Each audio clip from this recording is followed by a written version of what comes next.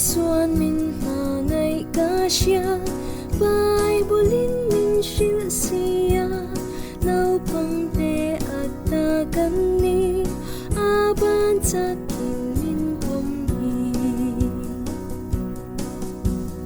Isuan min hmangaih ani, van kong hang turin at hi, kaswal te at teng fayang, aram noa mautsyayang.